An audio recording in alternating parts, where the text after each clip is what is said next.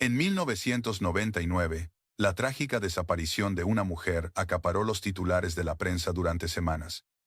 La esposa de un conocido presentador de la televisión regional se había desvanecido en la oscuridad de la madrugada.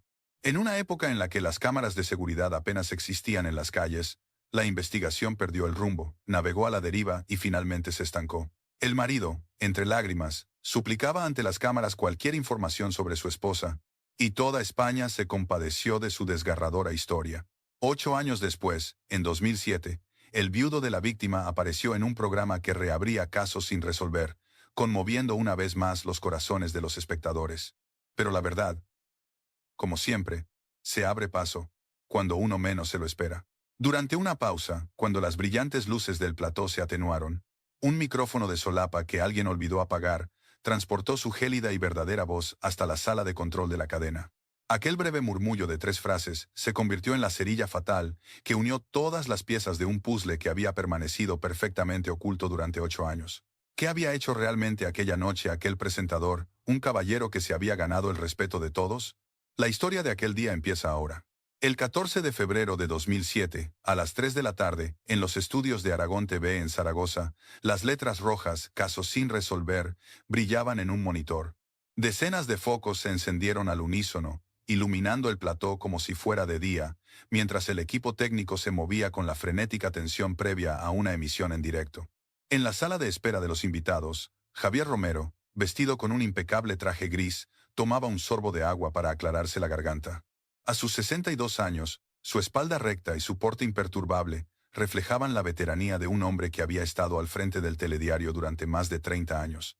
Cuando se encendió la luz roja de En el aire, el presentador miró a la cámara y comenzó con un tono solemne. Hoy vamos a reexaminar un caso de desaparición que ocurrió aquí mismo, en Aragón, hace 8 años, y que sigue siendo un misterio. Para ello, hemos invitado a Javier Romero, ex presentador de informativos de esta casa y marido de la desaparecida, Isabel García. Javier Romero inclinó la cabeza respetuosamente hacia la cámara. Buenas tardes. Gracias por no olvidar y por invitarme. El presentador con gesto cauto le dirigió la primera pregunta. Han pasado 8 largos años. ¿Sigue esperando noticias de su mujer?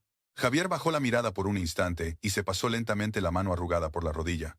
No ha habido un solo día, ni un solo instante, en que la haya olvidado. Cada mañana, al despertar, miro instintivamente hacia la puerta de casa. La voz serena de Javier se quebró ligeramente al final. Sacó un pañuelo blanco del bolsillo interior de su chaqueta y se secó discretamente el rabillo del ojo. Disculpen, es una vergüenza que un profesional de la comunicación como yo no pueda controlar sus emociones en un momento así. El presentador asintió con empatía, dándole tiempo. No se preocupe, es completamente comprensible. Tómese el tiempo que necesite. Javier respiró hondo y volvió a mirar a la cámara, con los ojos enrojecidos. Aquella madrugada, mi mujer salió a pasear. Siempre le gustó disfrutar del aire fresco del amanecer, pero jamás imaginé que esa sería la última vez que la vería. Como no volvía a la hora de comer, llamé a la policía. Desde entonces, 8 años sin una sola noticia. Un pesado silencio se apoderó del plató. Incluso el equipo técnico, detrás de las cámaras, contenía la respiración ante la atmósfera solemne. El presentador continuó con cautela. ¿Cómo se desarrolló la investigación policial en aquel momento? Al principio lo trataron como una marcha voluntaria. Una mujer de mediana edad, que se va de casa. Pensaron que se había ido por su propio pie. Yo les supliqué, les dije que era imposible, que Isabel no era esa clase de persona. Javier apretó los labios y negó con la cabeza. En aquella época, las cámaras en las calles no eran comunes, así que el caso quedó sin resolver. Pero yo no he perdido la esperanza. Sigo creyendo que, algún día, volverá. Cuando llevaban unos 30 minutos de grabación, el presentador recibió una señal del realizador y miró de reojo su reloj. Haremos una breve pausa y continuaremos enseguida. Volvemos en 10 minutos. Las luces principales del plató se apagaron, dejando solo una tenue iluminación auxiliar. Javier se levantó y se excusó ante el presentador. Si me disculpan, voy un momento al servicio. Por supuesto. Faltaría más. Javier empujó la puerta del estudio y salió al pasillo. El pequeño micrófono de solapa prendido en su pecho, del tamaño de un guisante, seguía parpadeando con una luz roja, todavía activo. Con la prisa de la breve pausa, el técnico de sonido había olvidado apagarlo. En ese mismo instante, en un rincón de la sala de control, La joven realizadora Laura Vega miraba distraídamente los monitores con los auriculares puestos. A sus 28 años, Laura llevaba 2 en la empresa y se limitaba a seguir las instrucciones de sus superiores, comprobando mecánicamente los niveles de audio. A través de los auriculares escuchó un sonido nítido. Toc, toc, toc. Eran los pasos de Javier Romero, rompiendo el silencio del pasillo. Instintivamente, Laura subió ligeramente el volumen para comprobar si había algún ruido parásito. Fue entonces cuando un murmullo bajo y gélido se coló en sus oídos. Isabel. Laura detuvo en seco la mano con la que ajustaba el potenciómetro. Isabel. Si hubieras mantenido la boca cerrada, no habríamos llegado a esto, ¿lo entiendes? El fajo de escaletas que Laura sostenía se le cayó de las manos, esparciéndose por el suelo.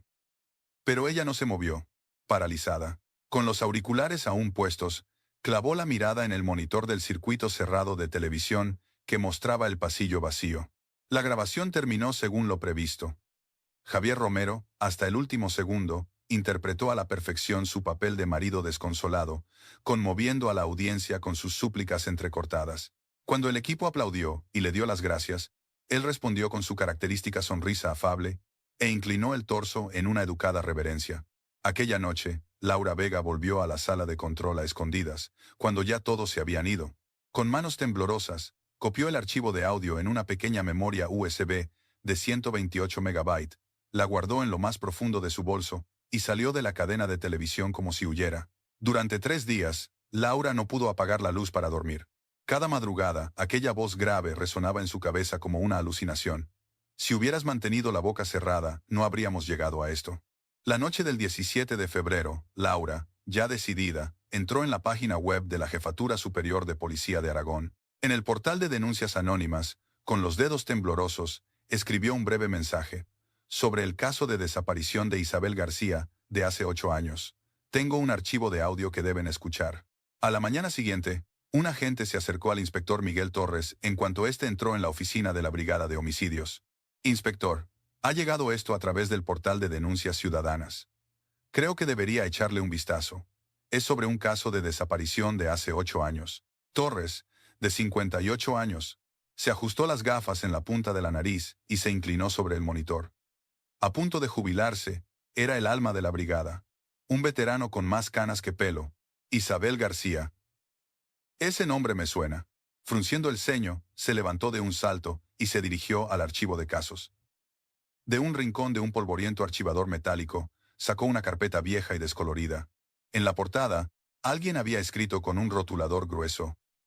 Marzo 1999. Desaparición Isabel García. Caso cerrado. Torres abrió la carpeta. Las declaraciones mecanografiadas por el agente que llevó el caso 8 años atrás aparecieron ante sus ojos. Denunciante, Javier Romero. Esposa no regresa de paseo matutino, sin indicios de marcha voluntaria. No se hallan pruebas de homicidio. Torres se humedeció el dedo para pasar las páginas. La declaración de Javier Romero era demasiado pulcra, demasiado perfecta, como un guión escrito de antemano. Ya en su día, esa perfección le había resultado extrañamente sospechosa, pero la falta de pruebas le obligó a cerrar el caso. Torres se giró y llamó al agente más joven. David Soler. David, deja lo que estés haciendo y ven un momento. David Soler, un hombretón de 34 años, dejó su bocadillo de calamares y se acercó. ¿Qué ocurre, inspector? Torres le dio un golpecito en el pecho con la polvorienta carpeta. ¿Te acuerdas de este caso? La mujer que desapareció en el barrio de Las Fuentes hace 8 años. Soler cogió la carpeta, desconcertado. Yo ni siquiera estaba en esta brigada entonces. Claro, todavía eras un novato. Para mí, este caso siempre ha sido una espina clavada, de esos que se te indigestan y no te dejan tranquilo. Torres encendió los altavoces del ordenador y reprodujo el archivo enviado por la denunciante anónima. Entre un leve ruido de fondo, se escuchó la voz de Javier Romero. Isabel, si hubieras mantenido la boca cerrada, no habríamos llegado a esto. ¿Lo entiendes? Los ojos de Soler se abrieron como platos. Ese es Javier Romero, el presentador. Exacto. El marido de la desaparecida. Torres volvió a reproducir el mismo fragmento. Una y otra vez, la voz siniestra llenó el despacho. Si hubieras mantenido la boca cerrada. ¿Qué demonios significa eso? Soler, con gesto grave, se frotó la barbilla. No suena como las palabras de alguien que echa de menos a su mujer. El tono es más bien de amenaza o de reproche. Torres tamborileó los dedos sobre la mesa y asintió. A mí me suena igual. Y esto huele muy mal. Los dos se quedaron hasta altas horas de la noche en la oficina, analizando el archivo de audio segundo a segundo. La respiración, el tono y el peso espeluznante de la frase, no habríamos llegado a esto. A la mañana siguiente, Torres, con los ojos inyectados en sangre, comenzó a redactar un informe. En el encabezado, escribió en negrita: solicitud de reapertura del caso de desaparición de Isabel García, marzo 1999. Y en el apartado de primeras diligencias, escribió con letra clara el nombre de una vecina que figuraba en la declaración de 8 años atrás. 12 de marzo de 1999. 4:10 de la madrugada. En la penumbra de una calle residencial del barrio de Las Fuentes de Zaragoza, la puerta de una casa se abrió con un chirrido. Isabel García, de 54 años, salió a la calle, su aliento formando una nube de vaho. Se ató con fuerza los cordones de sus zapatillas blancas, se subió el cuello de su anorak gris y se adentró en el callejón. En aquella época sin cámaras de seguridad, el vago testimonio de un panadero que hacía su reparto de madrugada fue el último rastro que Isabel dejó en el mundo. Según los informes de la época, su marido, Javier Romero, declaró que estaba profundamente dormido en el dormitorio del piso de arriba y no se percató de su ausencia. Se despertó pasadas las 8 de la mañana, vio que su mujer no estaba, y media hora después llamó a la policía con voz alarmada para denunciar la desaparición. 20 de febrero de 2007, por la tarde, el inspector Torres y el agente Soler llegaron a una calle de casas bajas con muros desconchados en el barrio de Las Fuentes. Se detuvieron frente a la puerta de la señora Pilar Martínez, cuyo nombre figuraba como vecina en el antiguo informe. Torres carraspeó y apretó el timbre. ¿Se puede? Somos de la policía. Poco después, la puerta de hierro se abrió con un quejido y una anciana de pelo cano asomó la cabeza, con una mirada recelosa. ¿Quiénes son? Torres sacó su placa del bolsillo y la sostuvo a la altura de los ojos de la mujer. Policía Nacional, Brigada de Homicidios. Soy el inspector Torres. ¿Es usted Pilar Martínez? Pilar alternó la mirada entre la placa y el rostro de Torres, antes de asentir lentamente. Sí, soy yo. Venimos por la desaparición de su vecina de al lado, Isabel García, hace 8 años. ¿Podríamos entrar un momento y hacerle unas preguntas? Al oír el nombre de Isabel García, el ceño de Pilar se frunció y su rostro se endureció. Dudó un instante, pero finalmente abrió la puerta de par en par y les hizo pasar. Sentado en el viejo sofá de cuero del salón, Torres sacó una libreta y un bolígrafo. Señora, sé que han pasado 8 años y la memoria puede fallar, pero ¿recuerda algo fuera de lo normal aquella madrugada? Pilar se frotó las rodillas arrugadas una y otra vez, sumida en sus pensamientos. La verdad es que hay algo que no les conté a los policías que vinieron entonces. Torres y Soler se inclinaron hacia adelante al unísono, aguzando el oído. ¿De qué se trata, señora? Serían sobre las 4 de la madrugada. Me desperté porque tenía que ir al baño y oí un ruido extraño en la casa de al lado. ¿Qué clase de ruido? Pilar cerró el puño y golpeó la mesa. ¡Pum! Así sonó. Como si algo muy pesado cayera al suelo. Retumbó. Soler escribía a toda prisa en su libreta. ¿Está segura de que el ruido provenía de la casa de Javier Romero? Segurísima. La pared de mi dormitorio da con su salón. Cualquier ruido fuerte se oye perfectamente. Torres repasó mentalmente el informe de hacía 8 años. El crucial testimonio de Pilar no figuraba en ninguna parte. Señora, ¿por qué no mencionó algo tan importante en su momento? Pilar suspiró con frustración. Claro que lo mencioné. Pero el policía joven que vino no me hizo ni caso. Habrá sido una pelea de matrimonio. Habrán tirado algo, dijo. Le restó importancia. Así que yo tampoco insistí. La mano de Torres se quedó suspendida en el aire. La negligencia de un compañero 8 años atrás les había hecho perder un tiempo de oro. ¿Y ese ruido le siguió preocupando después? Pilar asintió con tristeza. Cuando me enteré de que Isabel no volvía, no podía dormir pensando en aquel pum. Pero si la propia policía ya había dicho que era una marcha voluntaria, ¿qué iba a decir yo? Soler, que escuchaba atentamente, intervino. Aparte de ese golpe, ¿escuchó algo más aquella madrugada? ¿El motor de un coche? ¿Alguna voz? Pilar cerró los ojos, rebuscando en sus recuerdos. ¿Un coche? Sí. Creo que sí. Me parece recordar el ruido de un motor arrancando, un brum. Pero han pasado 8 años. No podría jurar si fue real o me lo imaginé. Torres se levantó e hizo una respetuosa reverencia. Señora, su ayuda ha sido inestimable. Si recuerda cualquier otra cosa, no dude en llamarnos, sea la hora que sea. Pilar se apoyó en su bastón para acompañarlos hasta la puerta. A ver si de una vez por todas se aclara lo que pasó en esa casa. Pobre Isabel, con lo buena persona que era. Cuando los dos agentes salieron al callejón, Soler dijo con gravedad: «Inspector, un golpe seco a las 4 de la mañana. Esto huele a podrido». Torres sacó un paquete de tabaco y se llevó un cigarrillo a los labios. Si hubiéramos investigado este testimonio en su día, todo habría sido diferente. Dejó escapar una larga bocanada de humo con un gesto amargo. Aquella misma tarde, los dos agentes fueron a visitar a Carmen Ruiz, una vieja amiga de Isabel. A sus 64 años, Carmen era la persona con la que Isabel más se sinceraba en el centro de día del barrio. Frente a una taza de café humeante en el salón de Carmen, Torres preguntó: «¿Recuerda si Isabel le comentó algo extraño poco antes de desaparecer?». Carmen jugueteaba con la taza mientras rebuscaba en su memoria. «Extraño. Bueno, el último mes no paraba de suspirar, como si le pesara el mundo». «¿Por qué motivo?». «Decía que su marido se había vuelto muy raro últimamente. No me dio detalles, pero tenía una cara que parecía que se le había muerto alguien». Soler, incapaz de contener su curiosidad, intervino. «Cuando decía raro, ¿a qué cree que se refería?». Carmen negó con la cabeza. «Solo dijo que parecía a otra persona». Isabel nunca fue de criticar a su marido, así que si lo dijo, es que algo gordo estaba pasando. Torres pasó una página de su libreta y fue al grano. Justo antes de desaparecer, hizo o dijo algo fuera de lo común. La mirada de Carmen se perdió en el vacío por un momento, y de repente, se dio una palmada en la rodilla. «Ah, sí. Ahora que lo dice, fue una semana antes de que desapareciera». «¿Qué le dijo?». «He tomado una gran decisión. Voy a empezar a vivir mi propia vida». Soler, con su instinto de policía, se inclinó hacia adelante. «¿Una gran decisión? ¿Quería decir que pensaba divorciarse?». Carmen puso una expresión ambigua. No fue más específica.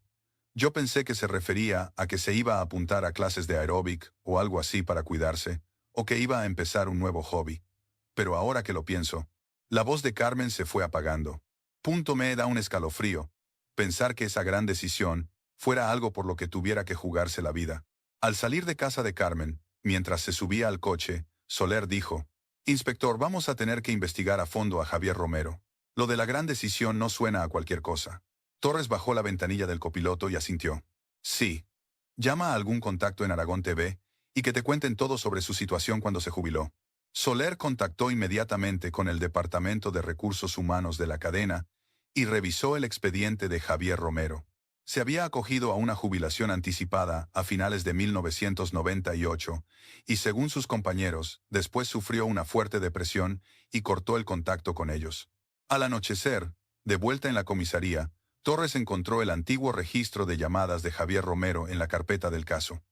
El agente de entonces había garabateado una nota: «Llamadas entre cónyuges, sin particularidades». El dedo calloso de Torres se detuvo en una línea entre la maraña de números. La noche antes de la desaparición. 23:47. Duración de la llamada: 7 minutos y 22 segundos. ¿Pero esto qué es? Soler, que se acercaba con un vaso de café, se asomó por encima del hombro de Torres. Una llamada de más de 7 minutos entre un matrimonio que vive en la misma casa. ¿Y casi a medianoche? Torres asintió con una mirada penetrante. Según la declaración, el matrimonio no se llevaba bien y dormían en habitaciones separadas, él en el piso de arriba y ella en el de abajo. Aún así, una llamada de 7 minutos dentro de la misma casa es muy extraño. Torres se reclinó en su silla, mirando al techo.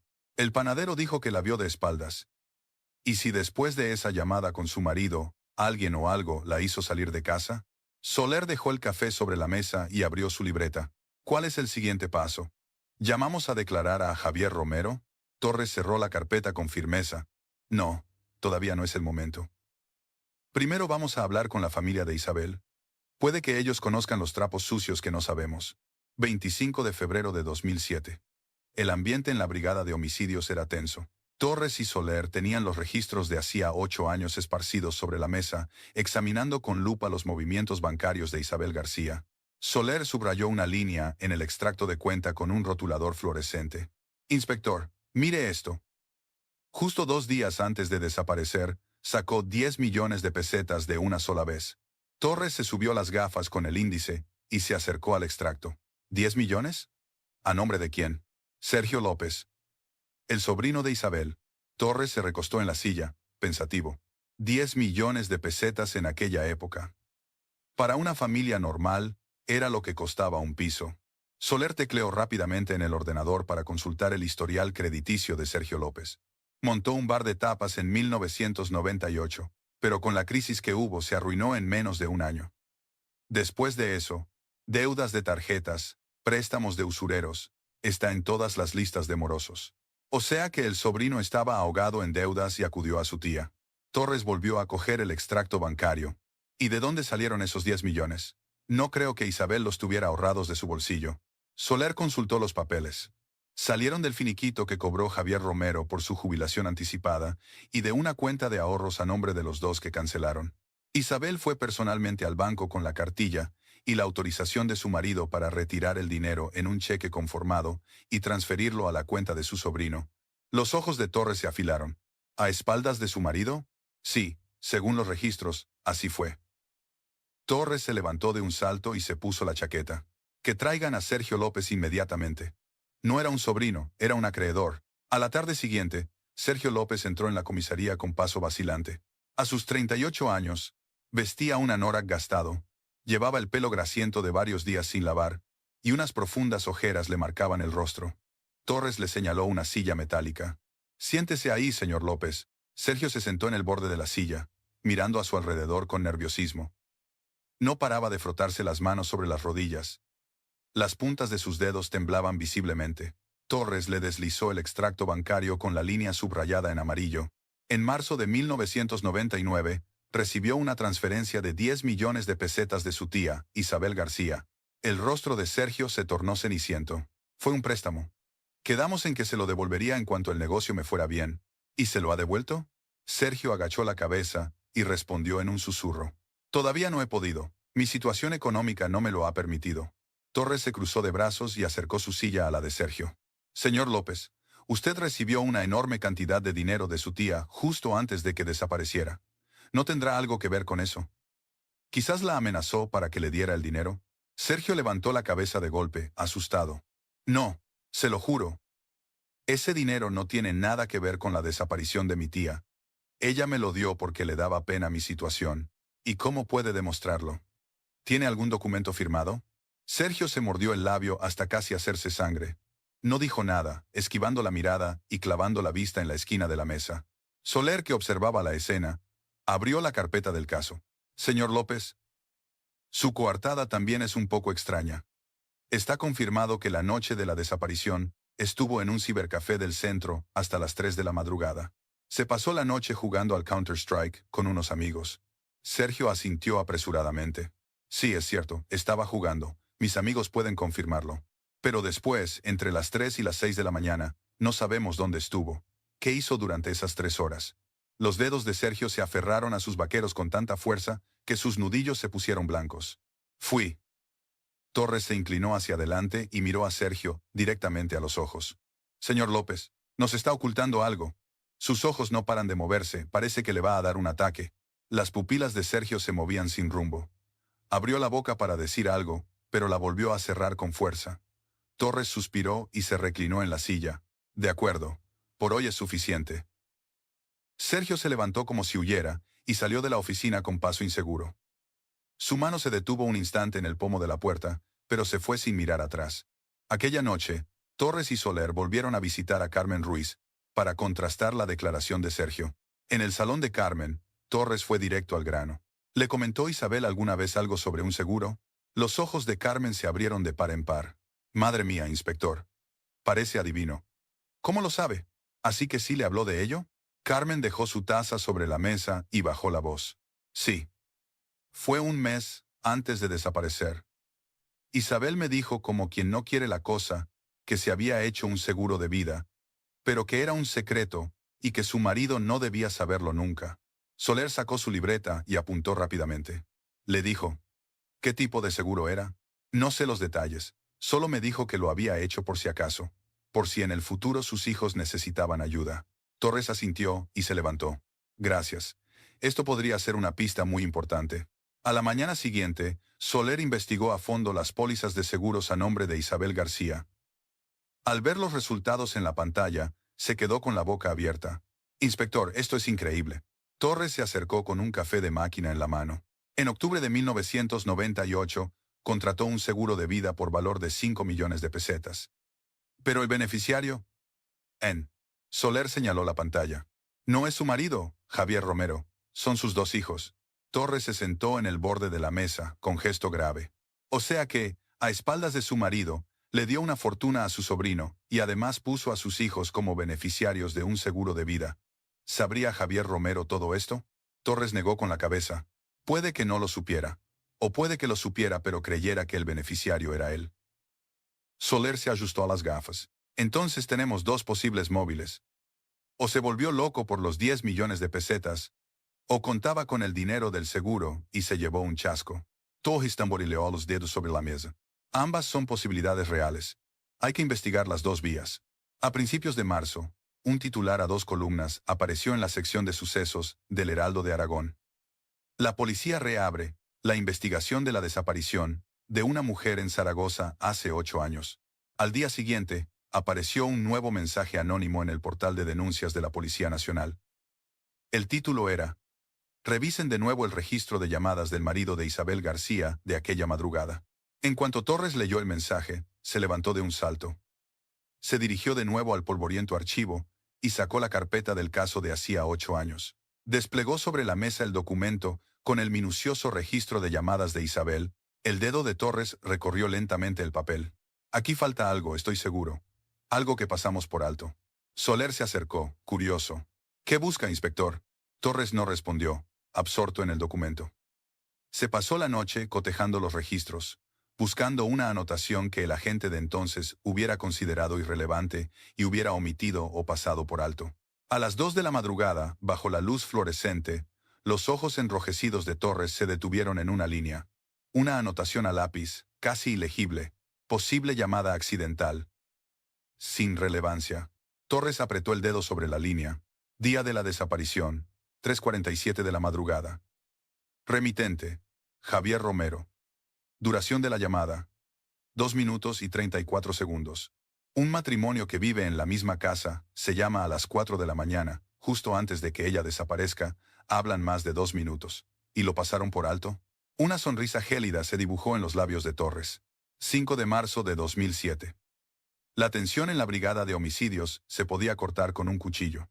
El inspector Torres tenía desplegado sobre la mesa el viejo registro de llamadas de hacía 8 años. Su mirada estaba fija en una línea subrayada con rotulador fluorescente. 12 de marzo de 1999, 3:47 de la madrugada. La llamada de 2 minutos y 34 segundos que Javier Romero hizo a su esposa, Isabel García. El agente Soler negó con la cabeza, incrédulo. Inspector, esto es rarísimo, ¿no cree? Un matrimonio que vive bajo el mismo techo, se llama por teléfono de madrugada, y durante más de 2 minutos. Torres se pasó la mano por el pelo corto y asintió. La pareja estaba distanciada. Él dormía en el piso de arriba, y ella en el de abajo. Aún así, una llamada a las 4 de la mañana no tiene ningún sentido. ¿Y qué dijo el agente que llevó el caso entonces? Torres señaló la nota garabateada en una esquina del documento. Sin relevancia. Posible llamada accidental. Eso es todo. No le dedicaron ni una línea en el informe. Soler suspiró con frustración. Increíble. Pasaron por alto esto hace 8 años. Podría ser la prueba clave del caso. Torres sacó la declaración manuscrita de Javier Romero y se la deslizó a Soler. Mira esto. El propio Romero escribió, de su puño y letra. No me di cuenta de que mi mujer había salido. Me percaté de su ausencia al levantarme a las 8 de la mañana. Los ojos de Soler se abrieron como platos. Pero eso contradice frontalmente el registro de llamadas. Si la llamó desde su propio móvil al móvil de ella, que estaba en el piso de abajo, ¿cómo es posible que no lo supiera? Exacto. Ese es el punto. Torres se puso la chaqueta y se levantó. Vuelve a citar a Javier Romero. Esta vez, como investigado. A la tarde siguiente, Javier Romero apareció de nuevo en la comisaría. Con un impecable traje azul marino y un pañuelo en el bolsillo, mantenía su habitual expresión serena e imperturbable. Torres le indicó la silla de enfrente con un gesto. Bienvenido de nuevo, señor Romero. Siéntese. Javier se ajustó la chaqueta y se sentó. ¿A qué se debe esta nueva citación? He visto en las noticias que la reapertura del caso está causando bastante revuelo. Torres deslizó el registro de llamadas sobre la mesa, frente a Javier. El 12 de marzo de 1999, a las 3:47 de la madrugada, usted llamó al teléfono móvil de su esposa. La mirada de Javier recorrió el documento por un instante, pero su expresión no cambió lo más mínimo. Ah, sí. La llamada duró 2 minutos y 34 segundos. ¿De qué hablaron? Elegamos Time, Orestein. And the key. Javier negó lentamente con la cabeza. No lo recuerdo, ha pasado mucho tiempo. Pudo ser un error, que marcara sin querer. Torres abrió la declaración de hacía 8 años para presionarle. Aquí tengo su declaración, firmada por usted. Dijo que no se había dado cuenta de que su mujer había salido, y que no lo supo hasta la mañana siguiente. ¿Cómo es posible que no lo supiera si incluso habló con ella por teléfono de madrugada? Los dedos de Javier, apoyados en sus rodillas, se crisparon casi imperceptiblemente. En aquel momento, eso es lo que recordaba. Si hice la llamada medio dormido, es posible que no me acuerde. ¿Y ahora sí se acuerda? Javier guardó silencio. Su mirada se posó en los documentos sobre la mesa, y luego se encontró directamente con la de Torres. Han pasado 8 años. Es normal que los recuerdos se mezclen y se vuelvan borrosos. No lo sé con certeza. Torres se reclinó en la silla, observando a Javier fijamente. Un silencio tenso, de segundos que parecieron minutos, se instaló en la sala. Roto solo por el tic-tac del reloj de pared, fue Javier quien rompió el silencio. ¿Hay algo más que quieran preguntarme? Tengo una reunión con unos antiguos compañeros de la televisión. Por hoy es suficiente. Si recuerda algo, llámenos. Javier se levantó, hizo una educada inclinación de cabeza y se dirigió a la puerta. Justo antes de salir, Torres le dijo a su espalda: «Señor Romero, si recuerda algo, por nimio que sea, es importante que nos llame». Javier, sin volverse, respondió con frialdad: «Así lo haré». En cuanto la puerta se cerró, Soler chasqueó la lengua. «Inspector, este tipo es un hueso duro de roer. Miente sin pestañear, con una calma pasmosa. Una persona normal no podría mantener esa compostura». Torres se llevó un cigarrillo a los labios y murmuró: «Ha vivido 30 años delante de una cámara. Controlar sus expresiones es instintivo para él, actuar es su modo de vida». Aquella noche, la puerta de la comisaría se abrió en silencio. Era Sergio López, con el rostro demacrado y una gorra calada hasta las cejas. «Inspector, he venido porque tengo algo que contarles». Torres, sorprendido, le invitó a sentarse. «Adelante, señor López. Tome asiento». Sergio se desplomó en la silla, con las manos entrelazadas, mirando al vacío. Tras un largo titubeo, abrió la boca. «Hay algo que he ocultado a vida o muerte durante 8 años». Torres y Soler dejaron lo que estaban haciendo y fijaron su atención en él. «La madrugada en que mi tía desapareció. Recibí una llamada suya». Soler cogió su bolígrafo. Apremiante. «¿A qué hora fue?» «¿Lo recuerda con exactitud?» «Sobre las 4:15 de la madrugada. Me despertó el timbre del móvil, así que estoy seguro». El ceño de Torres se frunció. ¿Y qué le dijo su tía? La voz de Sergio comenzó a temblar. Su voz temblaba muchísimo. Me dijo: «Sergio, tu tío, tengo mucho miedo. Me ha dicho que baje a hablar un momento». Eso fue todo. ¿Miedo de su marido? ¿A qué se refería exactamente? Yo estaba medio dormido, no entendí nada, pero nunca había oído a mi tía con esa voz tan aterrorizada. Parecía que iba a pasar algo terrible. Sergio se cubrió el rostro con las manos temblorosas.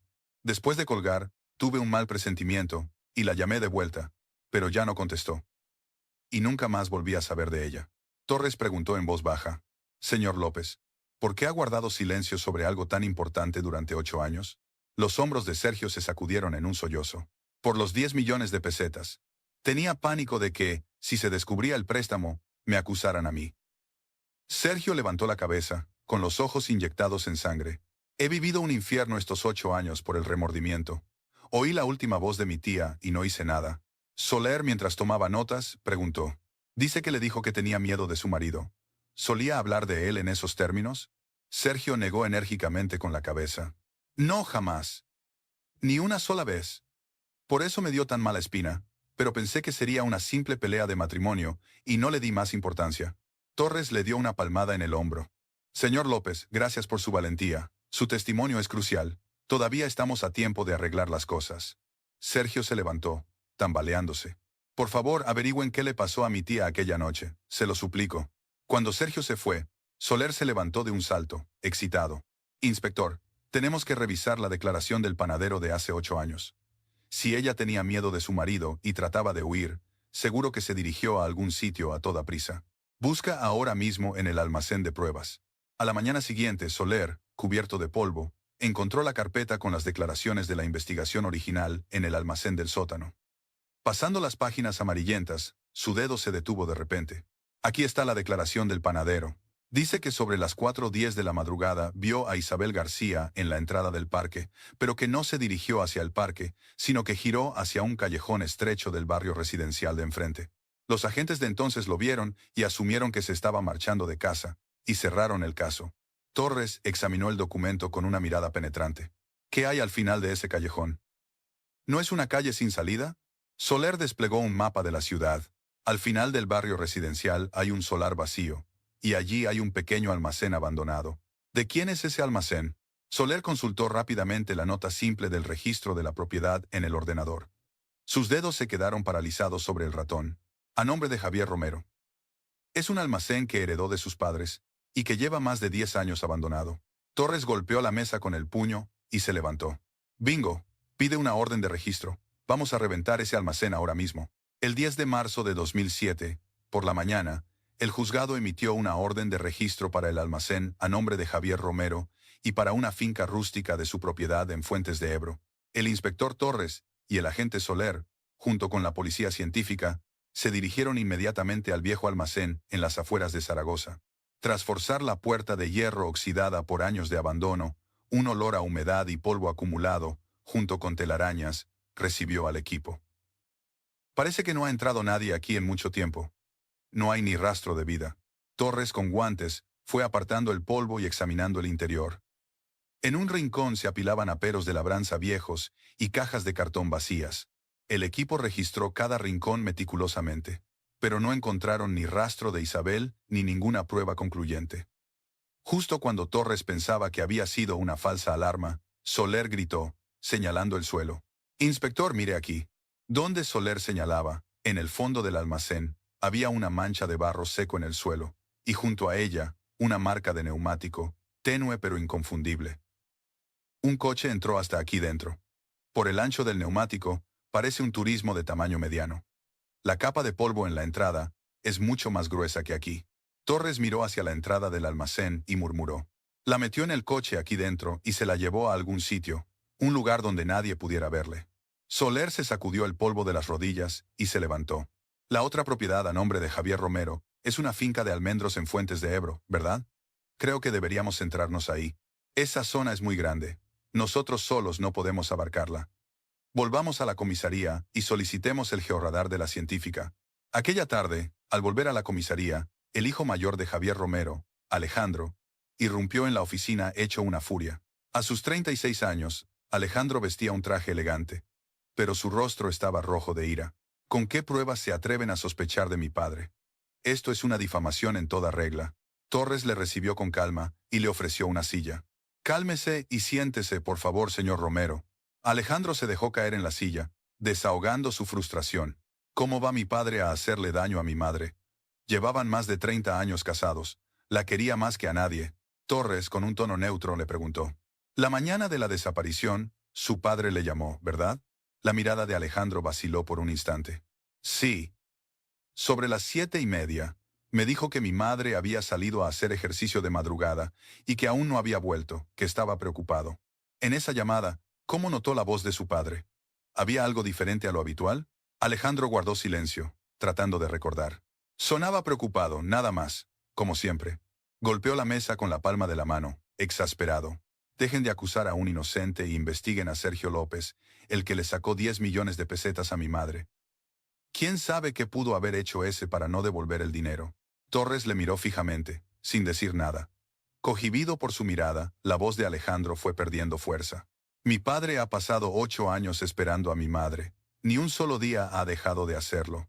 ¿No le vieron llorar en la televisión? ¿Cómo una persona así? La voz de Alejandro se quebró. Se cubrió el rostro con las manos y agachó la cabeza. Torres le ofreció un vaso de agua. Nosotros solo queremos descubrir la verdad. Si su padre es inocente, la investigación lo demostrará. Alejandro se levantó, tambaleándose. Por favor, investiguen con cuidado. Está en juego el honor de mi padre. Cuando Alejandro se fue, Soler comentó con amargura. El hijo cree ciegamente en su padre. Claro, para él siempre ha sido un padre perfecto. Torres se encendió un cigarrillo. Es normal. Durante 8 años ha interpretado el papel del marido más fiel y enamorado del mundo. Engañó a su familia y engañó a todo el país. Aquella noche, el teléfono de la brigada sonó con estridencia. Era Carlos Fuentes, un antiguo compañero de Javier Romero y actual presentador de informativos.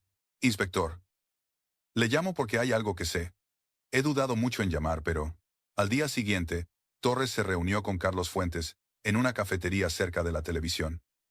A sus 58 años, Fuentes, con su traje impecable, transmitía confianza. No dejo de darle vueltas a algo que Javier me dijo en una cena, hace 8 años. ¿Qué le dijo? Fuentes miró a su alrededor y bajó la voz. Mi mujer me está volviendo loco. Ojalá desapareciera y me dejara en paz. Eso dijo. El bolígrafo de Torres se detuvo en seco sobre la libreta. ¿Cuándo dijo eso exactamente? A principios de 1999. Unos meses después de su jubilación anticipada, Abico, Fuentes suspiró con amargura. Cuando Javier se jubiló, su autoestima se vino abajo. Era un hombre que vivía de su orgullo, y no soportó que el control económico de la casa pasara a manos de su mujer. ¿Se quejaba a menudo de eso? Sí, cada vez que bebía. Que su mujer le menospreciaba, que en casa era un mueble más. No paraba de repetirlo. Torres cerró la libreta y preguntó con dureza. ¿Por qué no dijo nada de esto hace 8 años?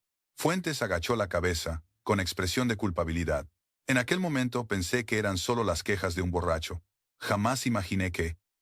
Pero después de ver las noticias, esas palabras no dejaban de resonar en mi cabeza. No me dejaban dormir. Cuando Fuentes se fue, Soler, que esperaba en el coche, preguntó. Inspector, ojalá desapareciera. Eso es un móvil de libro, ¿no? Torres se abrochó el cinturón. El móvil está claro. Ahora necesitamos una prueba material irrefutable. Soler comenzó a rastrear el paradero de Javier Romero en los días previos al suceso, visitando las antiguas ferreterías del barrio. Buscaba algún registro de compra de herramientas como palas o aperos de labranza, pero la mayoría de las tiendas habían cerrado o habían tirado los viejos libros de contabilidad. Después de una semana de búsqueda infructuosa, como último recurso, Soler se dirigió a una casa destartalada al final de un callejón. Era la casa del señor Manuel, un anciano que había regentado una ferretería. Al llamar al timbre, un anciano de más de 80 años abrió la puerta lentamente. ¿Quién es? Soler le enseñó su placa. Disculpe, señor. Venía a preguntarle si por casualidad conserva algún registro de su ferretería de hace 8 años. El anciano se ajustó las gafas y ladeó la cabeza. Registros. Creo que guardé los libros de contabilidad por si venía una inspección de Hacienda. Los ojos de Soler se iluminaron. ¿Podría verlos ahora mismo? El anciano entró en una habitación y volvió con una caja de cartón cubierta de polvo. Dentro había varios libros de contabilidad amarillentos. Soler, con manos temblorosas, buscó el libro de marzo de 1999 y fue pasando las páginas. En la página del 11 de marzo, su dedo se detuvo. 1 pala. 1 lona de plástico grande. Cuerda. Pago en efectivo. Soler le enseñó el libro al anciano. Señor, ¿recuerda quién compró esto ese día? El anciano entrecerró los ojos para ver mejor. Era un desconocido, no era del barrio. Un hombre de mediana edad, bien vestido, que compró todo con mucha prisa. ¿Recuerda su cara? El anciano negó con la cabeza.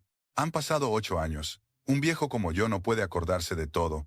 Soler sacó de su cartera una foto de Javier Romero de hacía 8 años, y se la mostró. ¿Era este hombre? El anciano cogió la foto, y la examinó durante un buen rato, acercándola y alejándola de sus ojos. Pues, podría ser. Me suena de haberle visto en la tele, en el telediario. Soler se levantó de un salto, e hizo una reverencia de 90 grados. Gracias, señor. Me ha ayudado muchísimo. Volveré a visitarle. De vuelta en la comisaría, Soler, sin poder contener la emoción, informó a Torres. Inspector, el día antes de la desaparición, el 11 de marzo, compró una pala y una lona de plástico. Esto es un crimen premeditado, no hay duda. Torres, mirando un mapa de la provincia de Zaragoza sobre su mesa, dijo con determinación. Hay que excavar en la finca de Fuentes de Ebro. Todas las respuestas están allí. 15 de marzo de 2007. El inspector Torres volvió a visitar al señor Manuel, el ferretero jubilado. Sacó de su cartera la foto de Javier Romero y se la mostró de nuevo. Señor, por favor, mírela una vez más. ¿Está seguro de que es este hombre? El anciano se ajustó las gafas de cerca, cogió la foto y la observó detenidamente. Su dedo índice arrugado señaló el rostro de Javier. Sí, creo que sí. Recuerdo que tenía muy buena presencia. Es el hombre del telediario, estoy seguro. ¿Está completamente seguro? Es muy importante. El anciano asintió lentamente y dijo con convicción. En aquella época no era habitual que viniera un cliente en traje. Además, compró la pala y la lona y se fue corriendo, sin ni siquiera esperar la vuelta. Todavía recuerdo su espalda mientras se alejaba a toda prisa. Torres guardó la foto e hizo una profunda reverencia. Gracias, señor. Su ayuda ha sido fundamental. De vuelta en la comisaría, Torres llamó a Soler.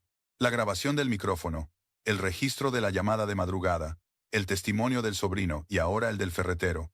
El puzzle está completo. Vamos a cambiar su situación a detenido. Soler asintió con determinación. ¿Solicitamos la orden de detención inmediatamente? Sí. No hay motivo para esperar más. El 17 de marzo, el juzgado emitió la orden de detención. Torres y Soler, acompañados de varios agentes, se dirigieron al domicilio de Javier Romero.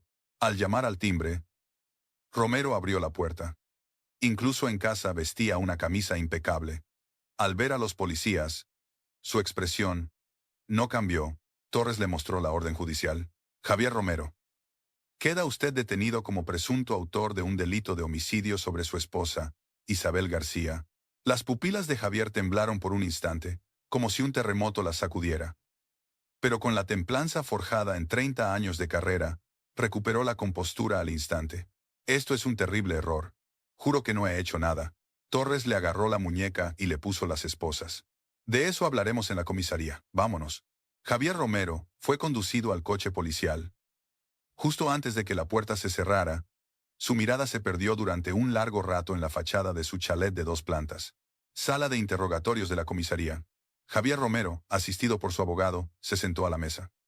Torres, enfrente, dejó caer con un golpe seco la gruesa carpeta de la investigación. Señor Romero, es su última oportunidad. ¿Qué ocurrió la madrugada del 12 de marzo de 1999? Javier, con la cabeza bien alta, respondió con firmeza. Todos son conjeturas. Están acumulando pruebas circunstanciales para acorralarme, pero no tienen ninguna prueba material concluyente, ¿verdad? Su abogado intervino. La grabación del micrófono es el soliloquio de un hombre que añora a su difunta esposa, que ha sido malinterpretado, y el testimonio de un anciano ferretero sobre algo que pasó hace 8 años, carece de credibilidad. Con esto no pueden acusarle. Torres, sin inmutarse, se cruzó de brazos y le miró fijamente. Un silencio tenso, eterno, se apoderó de la sala. Fue Javier quien lo rompió. Aunque me encierren, no van a inventar un delito que no he cometido. Torres sonrió levemente y se levantó. Bueno, eso lo sabremos cuando empecemos a cavar. 18 de marzo. Torres solicitó ayuda urgente al Instituto Nacional de Toxicología y Ciencias Forenses. Pidió un rastreo exhaustivo con georradar en la finca de almendros de Javier Romero en Fuentes de Ebro. 20 de marzo. Por la mañana. El equipo de la policía científica y una excavadora llegaron a la finca. Los técnicos comenzaron a peinar el terreno con sus equipos de última generación. Torres y Soler observaban la escena desde un extremo de la finca, nerviosos. El frío cortante de marzo se les colaba por la ropa, pero no se movían. Pasaron unas 2 horas. De repente, uno de los técnicos hizo una señal. Aquí hay algo. Torres bajó corriendo. Era junto a un viejo almendro, en el linde de la finca. El técnico le mostró el monitor. A 1,20 metros de profundidad, el terreno muestra signos de haber sido removido artificialmente. Hay algo enterrado. Las venas de la mano de Torres, cerrada en un puño, se marcaron. Cavad. La científica, en lugar de la excavadora, comenzó a retirar la tierra con palas, con sumo cuidado. En medio de un silencio sepulcral, solo se oía el sonido de las palas hundiéndose en la tierra. Media hora después, un sonido sordo y un golpe seco. La punta de una pala había topado con algo. Parad, hay algo. Los técnicos, con pequeñas paletas y pinceles, comenzaron a retirar la tierra con delicadeza. Una gran bolsa de plástico negro, enterrada, comenzó a asomar. Torres se arrodilló y con manos temblorosas examinó la bolsa.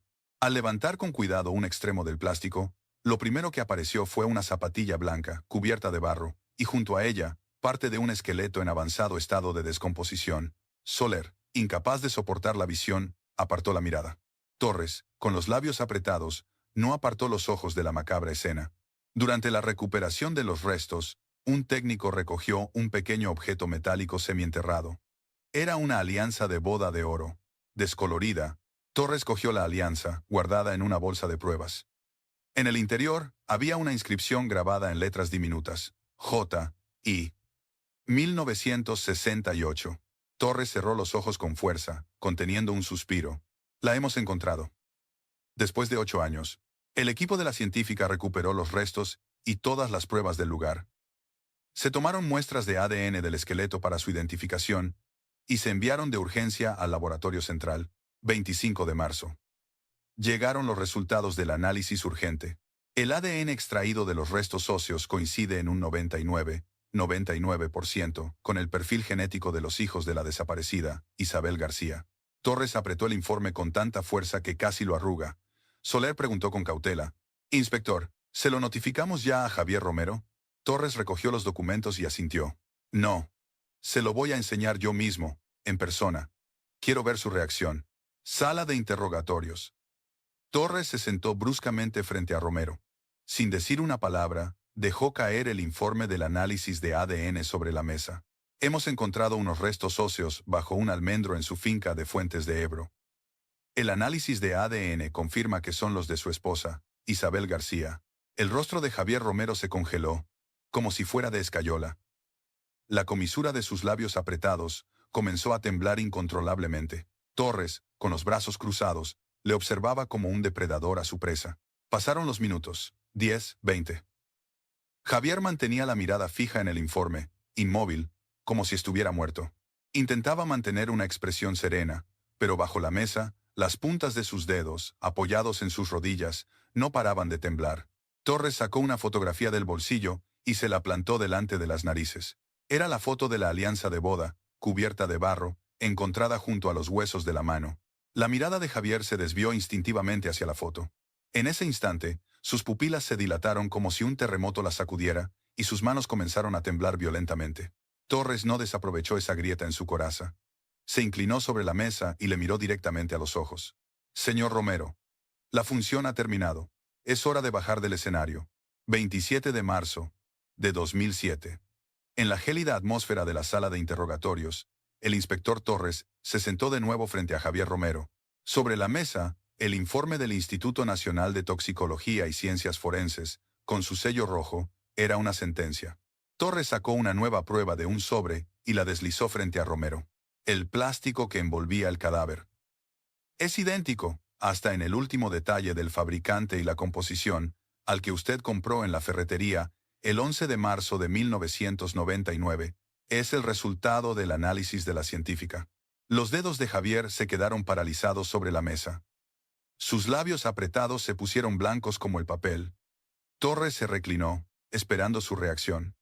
En la sala solo se oía un silencio denso y pesado. Pasaron los minutos. Los hombros de Javier comenzaron a temblar, sacudidos por una emoción contenida. Tragó saliva y finalmente abrió la boca. «Aquella noche. Discutimos. En un arrebato, la empujé y...». La mirada de Torres se endureció. «¿Fue un accidente?». Javier agachó la cabeza y balbuceó. «Se lo juro. Jamás quise hacerle daño». Se cayó y se golpeó la cabeza con una piedra. «Fue un accidente». Torres golpeó el informe con el dedo. «Señor Romero, déjese de novelas. El día antes de la desaparición fue a la ferretería y compró una pala y una lona de plástico. ¿Acaso tenía una premonición de que iba a ocurrir un accidente?». La cabeza de Javier se levantó de un respingo. «Eso fue». Torres desplegó sobre la mesa la fotocopia del libro de contabilidad de la ferretería. «Mire, una pala, 2 lonas de plástico grandes». Los labios de Javier temblaban. Se había quedado sin palabras. Su abogado intervino, desesperado. «Inspector, eso es una suposición. Mi cliente las compró para trabajar en su finca. Estaba preparando el terreno para reconciliarse con su esposa y pasar allí su jubilación». Torres miró al abogado con desdén y volvió a fijar su atención en Romero. «¿Para preparar el terreno se va de madrugada y a escondidas?». «¿Y cómo explica esto?». Torres sacó otro fajo de documentos y lo tiró sobre la mesa. Hace unos días, durante el registro de su casa, encontramos un viejo ordenador de sobremesa en un rincón de su despacho. No se deshizo de él. Tenía mucho polvo, pero los datos del disco duro estaban intactos. El rostro de Javier perdió todo el color. Se lo enviamos a la unidad de delitos telemáticos. Y recuperaron un historial de búsqueda muy nítido de los primeros portales de Internet de la época, del 10 de marzo de 1999, 2 días antes del suceso. Torres le plantó delante de los ojos el registro de búsqueda, con las palabras clave subrayadas en fluorescente. Procedimiento denuncia por desaparición. Plazo para declaración de fallecimiento. Trámites para declaración de ausencia legal. ¿Qué tiene que ver esto con preparar una finca? Las manos de Javier sobre la mesa temblaban sin control. Incluso su abogado, ante la evidencia, cayó y desvió la mirada. El silencio volvió a apoderarse de la sala, pero esta vez era una soga que se apretaba alrededor del cuello de Javier. Incapaz de soportarlo más, Javier se cubrió el rostro con las manos. Sus hombros se sacudían violentamente. Lu, contaré todo. Torres comprobó que la grabadora seguía funcionando y dijo con calma: empiece desde el principio. Sin omitir nada, Javier apartó lentamente las manos de su rostro, revelando unos ojos inyectados en sangre. Fue el 10 de marzo de 1999. Me enteré de que Isabel le había dado 10 millones de pesetas a su sobrino. ¿Cómo se enteró? Fui al banco a actualizar la cartilla y vi que de la cuenta donde tenía el dinero de mi finiquito habían salido 10 millones en un cheque. No usó su firma, falsificó la mía para sacar el dinero. La voz de Javier temblaba de ira y arrepentimiento. Era el dinero que había ganado con el sudor de mi frente durante 30 años de carrera. El dinero que me costó lágrimas de sangre cuando me obligaron a jubilarme anticipadamente por la crisis. Y ella lo regala sin consultarme. Javier apretó el puño sobre la mesa. A las 12 menos 20 de la noche, no pude más y la llamé al piso de abajo para pedirle explicaciones. ¿Y sabe qué me dijo? Que Sergio era un pobre chico que se había criado sin padres y que se iba a quedar en la calle después de arruinarse con el bar. Torres, sin emoción, preguntó: ¿y qué hizo usted? Una sombra oscura cruzó la mirada de Javier. No pegué ojo en toda la noche. Desde que me jubilé, sentía que no tenía sitio en mi propia casa. En cuanto ella tuvo el control del dinero, empezó a tratarme como si fuera invisible. Tenía que pedirle permiso para comer, para comprarme unos calcetines. No fast. Javier golpeó la mesa, desahogando su rabia. Durante 30 años, el cabeza de familia he sido yo. Torres, sin dejarse llevar, fue al grano. ¿Y fue entonces cuando planeó la tragedia? Javier asintió, resignado. Encendí el ordenador y busqué en Terra y en los portales de la época. ¿Cómo denunciar una desaparición? ¿Cuánto tiempo tardaba en declararse un fallecimiento? Al día siguiente, fui a la ferretería a comprar las herramientas. Soler, a su lado, tomaba notas a toda prisa. Torres continuó. La madrugada del 12 de marzo. ¿Qué ocurrió exactamente? Javier cerró los ojos, atormentado. A las 3:47, la llamé desde mi móvil al suyo. Le dije que teníamos que hablar, a solas, en el almacén del barrio. ¿Por qué en el almacén? Porque en casa no podíamos levantar la voz. La vecina de al lado tiene el oído muy fino, lo oye todo. Javier abrió los ojos lentamente. Isabel dudó, pero pasadas las 4, apareció por el almacén. Llevaba su anorak y me preguntó, de muy mal humor, ¿qué era tan importante como para hacerla salir a esas horas? Las manos de Javier volvieron a temblar. La obligué a subir al coche. Y conduje directamente a la finca de Fuentes de Ebro. Y una vez allí, Javier se mordió el labio hasta sangrar. Al llegar, Isabel se dio cuenta. Vio que algo iba mal, se agarró a la puerta del coche y empezó a gritar. ¿Que a dónde la llevaba? ¿Que qué le iba a hacer? La voz de Javier se fue apagando. La arrastré hasta el almendro y, con la herramienta que había preparado, Javier se tapó la boca, incapaz de continuar. Sus hombros se sacudían, presa de la culpa o del terror. Torres esperó, sin presionarle. Javier, recuperando el aliento a duras penas, continuó.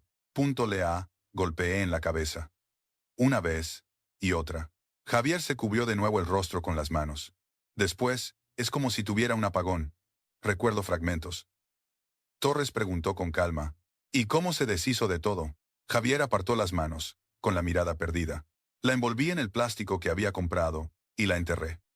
Volví a casa sobre las 7 de la mañana, me duché, me cambié de ropa y, a las 7:30, con total naturalidad, Llamé a mi hijo, que le dijo que su madre había salido a hacer ejercicio de madrugada y que aún no había vuelto, que estaba preocupado.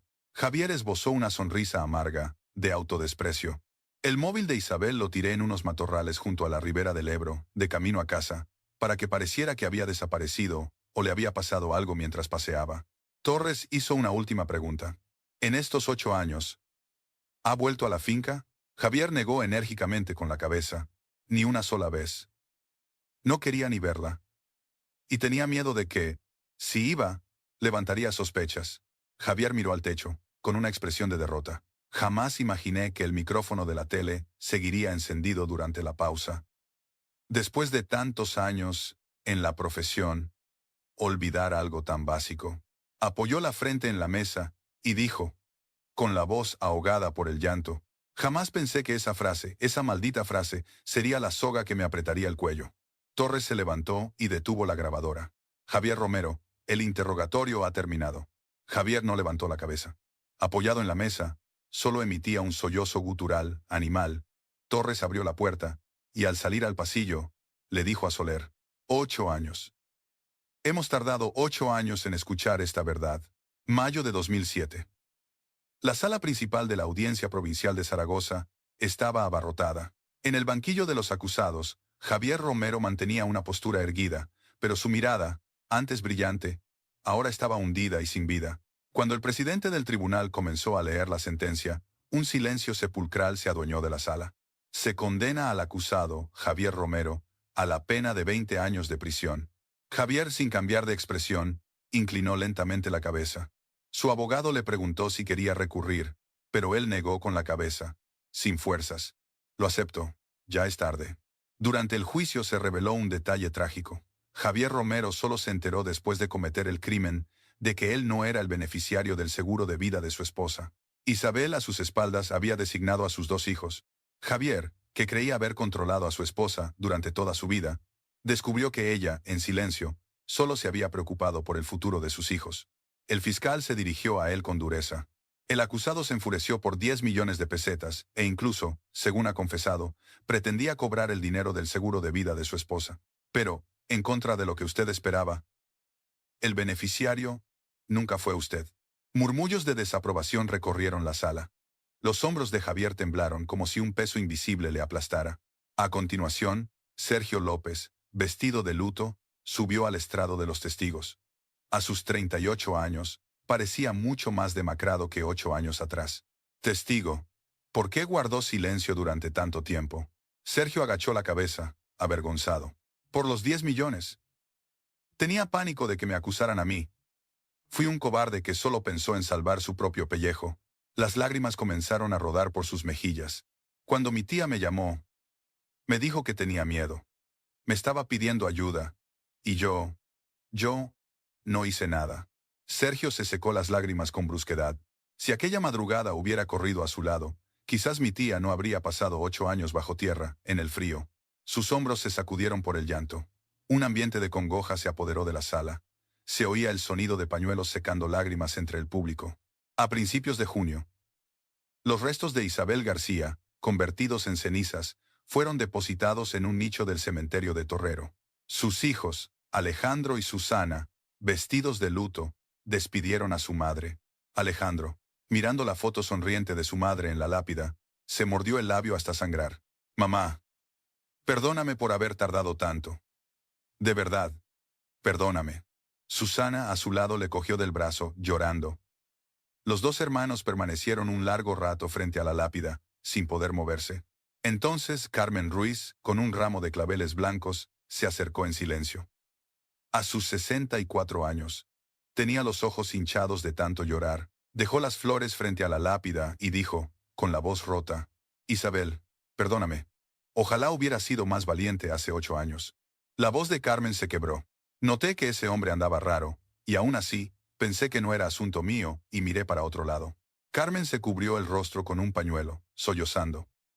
En la foto, Isabel parecía consolar a su amiga con su eterna sonrisa amable. Alejandro se acercó y le puso una mano en el hombro. Tía Carmen, gracias por todo. Fuiste la única amiga que estuvo al lado de mi madre. Carmen asintió, secándose las lágrimas, y se alejó. Comisaría de la Policía Nacional de Zaragoza. El inspector Torres estaba redactando el informe final del caso. A sus 58 años, se quitó las gafas, se frotó los ojos cansados, y Soler le trajo un café caliente. Inspector, tiene que descansar. ¿Cómo se encuentra? Torres miró por la ventana y suspiró. Si hace 8 años hubiera sido un poco más insistente, esta familia no se habría destrozado así. Soler guardó silencio, comprendiendo su sentimiento de culpa. Torres cerró la carpeta y murmuró. La arrogancia del equipo de investigación de entonces, al darlo por una marcha voluntaria, condenó a esta familia a un infierno de 8 años. Se levantó y se acercó a la ventana. Cuando la vecina nos habló de aquel golpe, no debimos descartarlo como una simple pelea de matrimonio. Fue un error garrafal de la policía. Soler intentó consolarle. Pero gracias a usted, inspector, la verdad ha salido a la luz. Torres negó con la cabeza y sonrió con amargura. Son 8 años perdidos, David. Los muertos no hablan, y el tiempo de los vivos no se puede recuperar. Aquel otoño, en los estudios de Aragón TV, se grababa otro programa de casos sin resolver. En el mismo sillón donde Javier Romero se sentó a llorar por su esposa, ahora había otro invitado. En un rincón, un joven técnico le preguntó a un veterano. Oye, ¿qué fue de Laura Vega, la realizadora que trajo la grabación?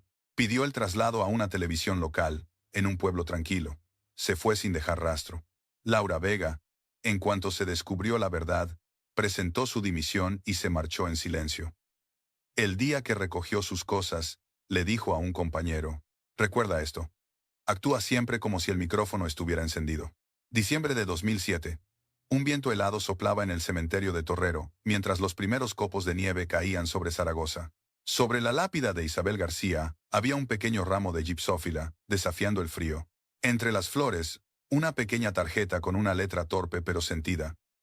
Tía, por fin puedo visitarte como te mereces.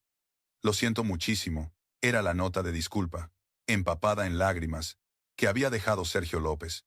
En la ribera del Ebro, la gente seguía saliendo a pasear y a hacer ejercicio de madrugada. Sobre el mismo camino que Isabel García recorrió por última vez, tras recibir la fatal llamada de su marido, las estaciones seguían su curso, avanzando en silencio hacia una nueva primavera. Gracias por haberme acompañado hasta el final de esta historia. Un comentario diciendo que te ha gustado me ayudaría mucho. Espero que tu día también esté lleno de luz y momentos de paz. No olvides suscribirte y darle a me gusta.